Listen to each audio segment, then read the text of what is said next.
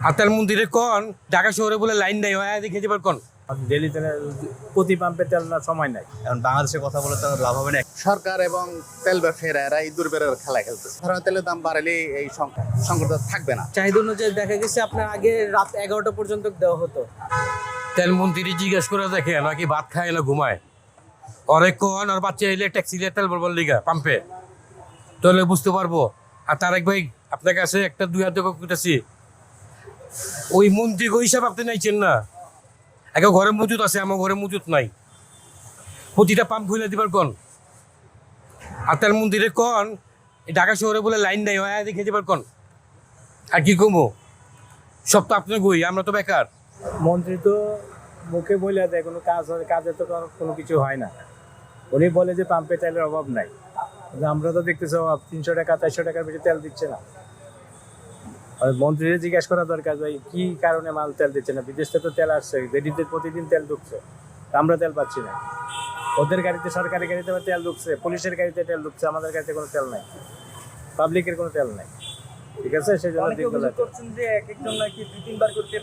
না আমি তো সারাদিন একবার দাঁড়াইলাম, আধা ঘন্টার উপরে হয়ে গেল। আমার 2 লিটার হলে আমার সারাদিন চলে, একদিন চলে। আমার ডেলি তেলে প্রতি পাম্পে তেল না সময় নাই। কালার এক্সপার্ট, জর্জ স্যাপ এবং মাইল্ড অন হ্যান্ডস টেকনোলজি সমৃদ্ধ অরিক্স ক্রিস্টাল ওয়াশ আপনার লন্ড্রি এক্সপার্ট। কারণ তো ভাই বললে অনেকগুলো বলা যায়, কিন্তু এখন যেটা সমস্যা হচ্ছে তেলের সংকট এখন সব জায়গায় চলতেছে। এখন বাংলাদেশের কথা বলে তো লাভ হবে না, একটা দেশের কথা বলতে লাভ হবে না, অনেক দেশের সংকট চলতেছে। না, সংকট তো চলতেছে, সংকট আছে, চলতেছে।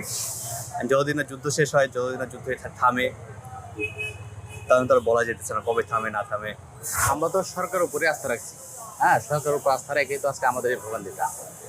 কারণ সরকার এবং তেল ব্যবসায়ীরা এরা এই দুর্বেরের খেলা খেলতেছে। পাম্প ব্যবসায়ী চেয়ে তেলের দাম বাড়াক, এবং আমার ধারণা, অন্তত আমি অনেক কথা বলতে পারবো না, আমার ধারণা তেলের দাম বাড়ালে এই সংকট থাকবে না। হয়তো এমন হইতে পারে সরকারের পর্যাপ্ত তেল আছে, পর্যাপ্ত তেল আছে, দাম বাড়ানোর কারণে তারা শুধু তেল ভরাতে এই ছাড়া আমার আর বেশি কিছু মনে হয় না। রেশনিং সবগুলো পাম্প বন্ধ, ম্যাক্সিমাম পাম্প বন্ধ, পর্যাপ্ত পরিমাণ সবগুলো পাম্প যদি খোলা থাকতো তাহলে রেশনিং পদ্ধতি ধরে থাকতো না। কারণ তো এখন দেখা গেছে এই সংকট দেখেই তো এই লাইন, হয়তো সামনে শর্টেজ হবে, এই কারণে এই লাইনটা। এখন দেখা যাক কি হয়, আশা করা যায় যে সমস্যা না হোক। সরকারিভাবে এখন তো আর রেশনিং সিস্টেম নাই, তারপরেও দেখা যাচ্ছে যে পর্যাপ্ত পরিমাণ তেল দিচ্ছে না চাহিদা অনুযায়ী। চাহিদা অনুযায়ী দেখা গেছে আপনার আগে রাত 11টা পর্যন্ত দেওয়া হতো, এখন 6টার পরে আর দেওয়া হয় না।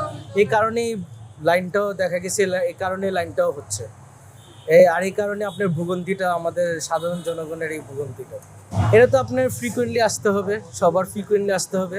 আর একটা তেলের জন্য এসে আপনার ঘন্টার পর ঘন্টা লাইনে দাঁড়াতে হবে, এটা একটা ভোগান্তি।